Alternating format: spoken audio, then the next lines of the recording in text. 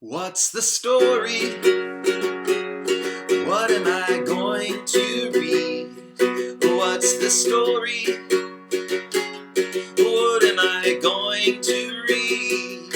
Or maybe I'll sing and dance, so I promise that I won't dance. But what's the story? We'll find out together. We'll find out right now. Hello there, and welcome to What's the Story with Mr. H. That's me. Boys and girls, I'm glad you're back for another story. It really is a favorite of mine. It's been a favorite of mine since I was a kid, and I can't wait to share it with you.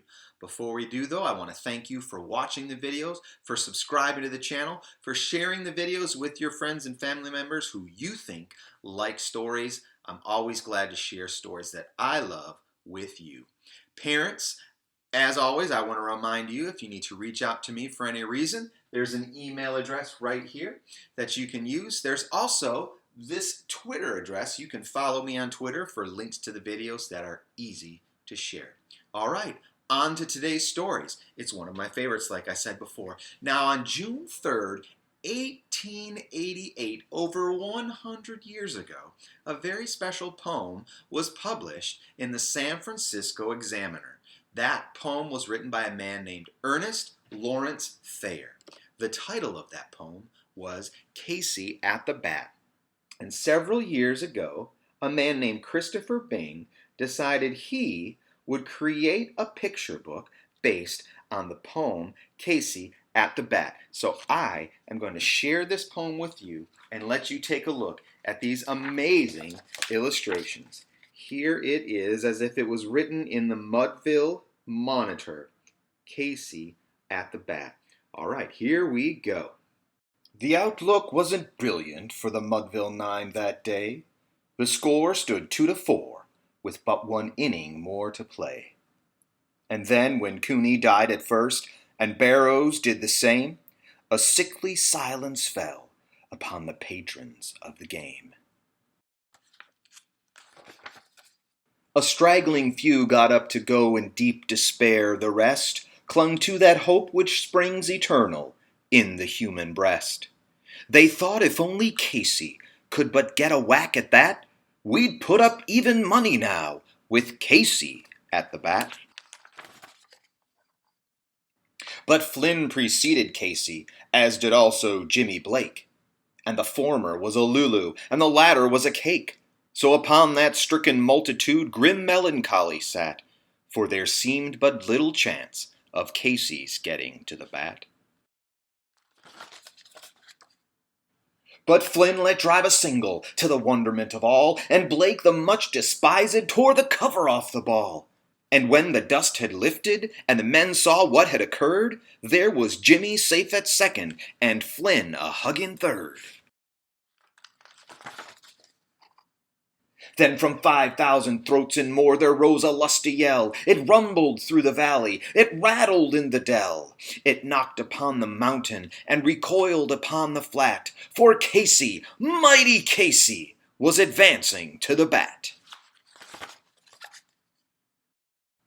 There was ease in Casey's manner as he stepped into his place. There was pride in Casey's bearing and a smile on Casey's face. And when, responding to the cheers, he lightly doffed his hat, no stranger in the crowd could doubt 'twas Casey at the bat. 10,000 eyes were on him as he rubbed his hands with dirt. 5,000 tongues applauded when he wiped them on his shirt. Then while the writhing pitcher ground the ball into his hip, defiance gleamed in Casey's eye, a sneer curled Casey's lip.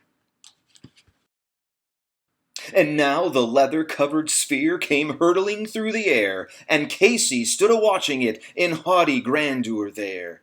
Close by the sturdy batsman, the ball unheeded sped. "That ain't my style," said Casey. "Strike one," the umpire said. From the benches, black with people, there went up a muffled roar, like the beating of the storm waves on a stern and distant shore. "Kill him! Kill the umpire!" shouted someone on the stand, and it's likely they'd have killed him had not Casey raised his hand. With a smile of Christian charity, great Casey's visage shone. He stilled the rising tumult. He bade the game go on. He signaled to the pitcher, and once more the spheroid flew. But Casey still ignored it, and the umpire said, "Strike two!" "Fraud!" cried maddened thousands, and echo answered fraud. But one scornful look from Casey, and the audience was awed.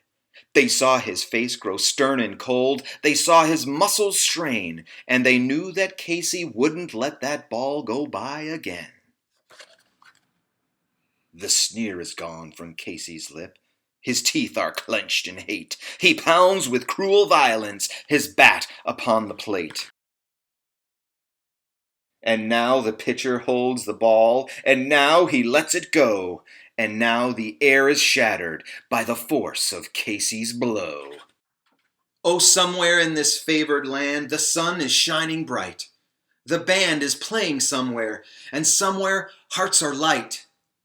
And somewhere men are laughing, and somewhere children shout. But there is no joy in Mudville.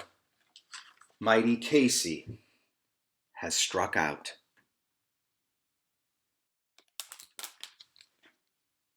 Casey at the Bat by Ernest Lawrence Thayer.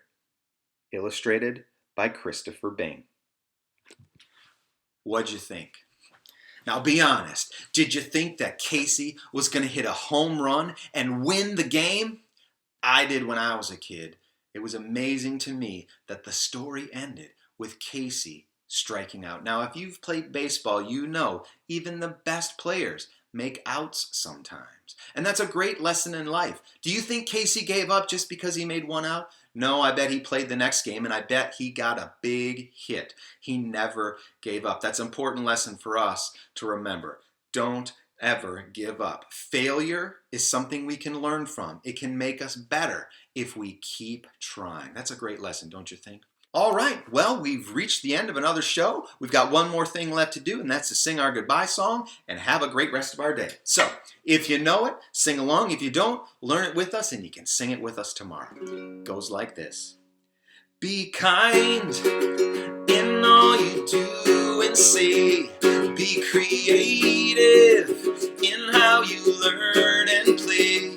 Be the best. Why, oh, you. That why oh, you can do and have a great day. Yeah, yeah, have a great day. Have a great day, everybody. We'll see you next time.